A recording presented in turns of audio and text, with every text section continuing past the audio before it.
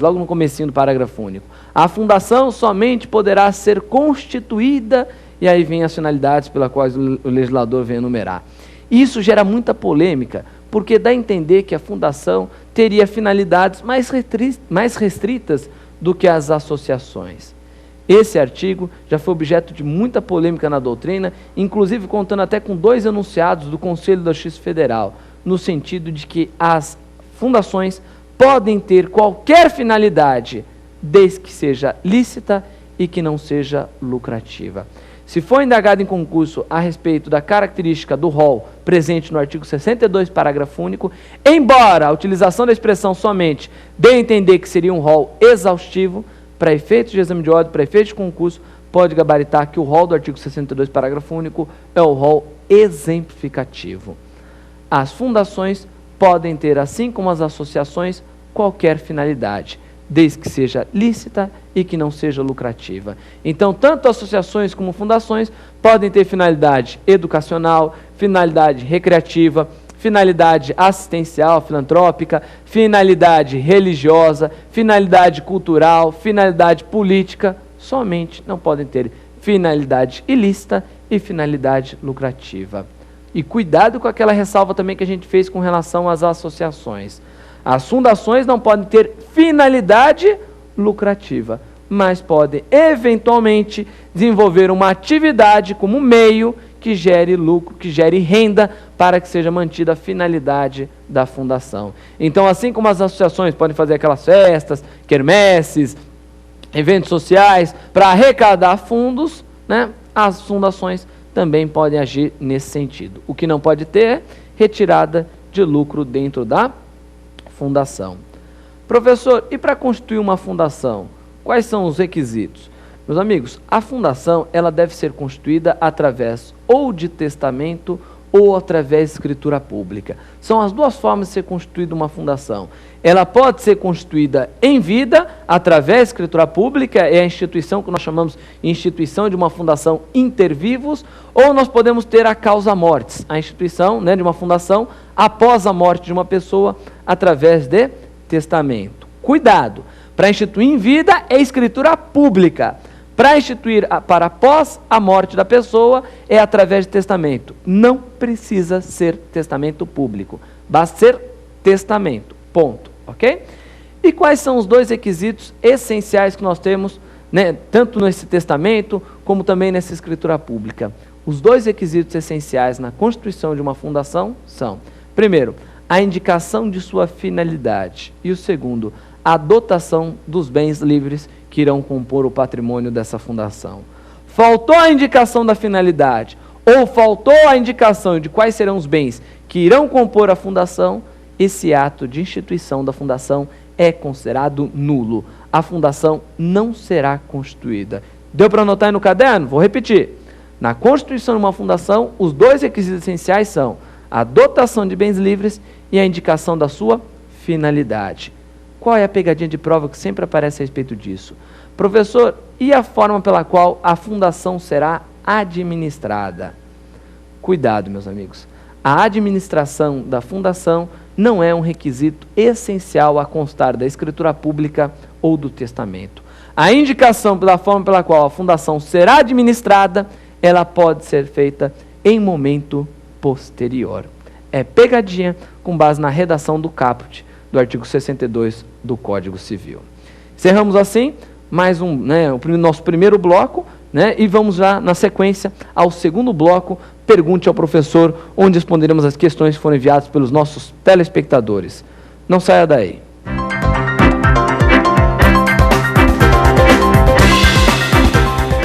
Vamos agora ao nosso segundo bloco, Pergunte ao Professor, onde iremos responder as 5 questões que foram enviadas pelos nossos telespectadores. Lembrando sempre que você aí que gosta de assistir aqui os programas Prova Final, também pode participar do programa, mandando o seu e-mail com alguma dúvida ou com uma sugestão de pauta para um próximo programa. O nosso e-mail aqui no curso é provafinal@lfg.com.br. Não deixe também de acessar o site da rede www.lfg.com.br. Vamos então às perguntas de hoje. Professor André, onde devem ser registradas as associações e as fundações? Olha só que interessante. Associações e fundações devem ser registradas no cartório de registro civil das pessoas jurídicas. Muito cuidado. Cuidado para não confundi-la com as sociedades. Associações e fundações são no cartório de registro civil das pessoas jurídicas. Já as sociedades, não. As sociedades, se forem sociedades empresariais, terão seu registro na junta comercial do respectivo estado. Já se for uma sociedade simples, aí sim também será registrada no cartório de registro civil das pessoas jurídicas. Você deve sempre observar, se for uma sociedade, qual é o tipo de sociedade? Sociedade simples ou sociedade empresarial? Já quando é associação e fundação, é sempre no cartório de registro civil das pessoas jurídicas, do local onde estiver sendo constituída essa associação ou essa fundação. Ok? É lá que deverá ser levado a registro os seus estatutos. Lembrar que a associação e fundação tem o que será registrado são os estatutos. Quando nós estamos diante de sociedades, o que é levado a registro é o contrato social. Lembrar ainda que tanto o registro das associações, das fundações e das sociedades, seja pela junta comercial ou seja pelo cartório de civil das pessoas jurídicas, ele é sempre considerado, esse registro é sempre considerado o requisito essencial para a constituição dessas pessoas jurídicas. É a partir do registro que as pessoas jurídicas adquirem efetivamente personalidade jurídica. Aliás, esse ponto ele tem sido muito indagado em concursos e em exame de ordem.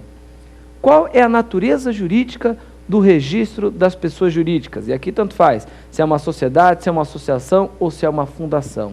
Se você for indagado a respeito disso, siga o que está dentro do Código Civil, siga a opção feita pelo legislador no artigo 45 do Código Civil. O Código Civil deu interpretação no sentido de que o registro das pessoas jurídicas tem natureza constitutiva, é constitutivo. Vejam, seriam duas opções, declaratório ou constitutivo. Alguns autores na doutrina, sobretudo direito empresarial, apontam que o registro da pessoa jurídica seria declaratório.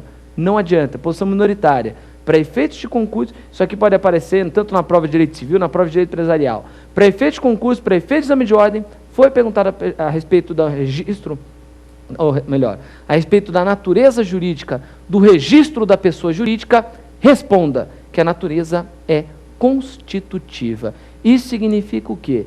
Que é somente a partir da inscrição, do registro, do estatuto da associação ou da fundação, ou do contrato social daquela sociedade, que aquela pessoa jurídica passa a existir. Quando a natureza é constitutiva, lembre-se, a eficácia do ato é para o quê? É para o futuro. É a eficácia que nós chamamos de eficácia ex nunc. É do presente para onde? Para o futuro, que esse ato irá produzir efeitos.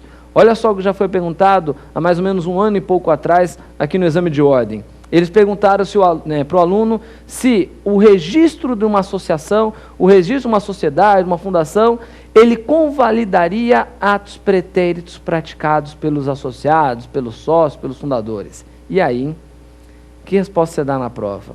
Ora, nós acabamos de falar que a natureza do ato é constitutiva, que a eficácia é ex nunc, é para o futuro, então vai convalidar os atos pretéritos? Resposta não. Somente convalidaria os atos pretéritos se a eficácia fosse ex tunc, se a natureza do registro fosse declaratória. Mas, como nós já vimos, essa é uma posição minoritária na doutrina. Em concurso, defenda que esse registro tem natureza constitutiva. Ok? O que é muito interessante, porque não é o ato constitutivo quem constitui a pessoa jurídica. Não é o estatuto nem o contrato social que constitui a pessoa jurídica. É o registro do ato constitutivo que a constitui. Veja como esse jogo de palavras, ele atrapalha muita gente nas provas. Vou repetir.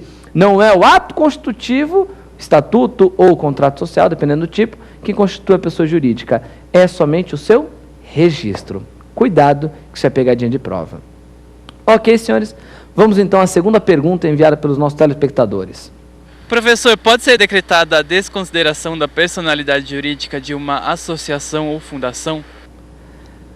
essa questão é uma questão interessantíssima, que estabelece debate na doutrina.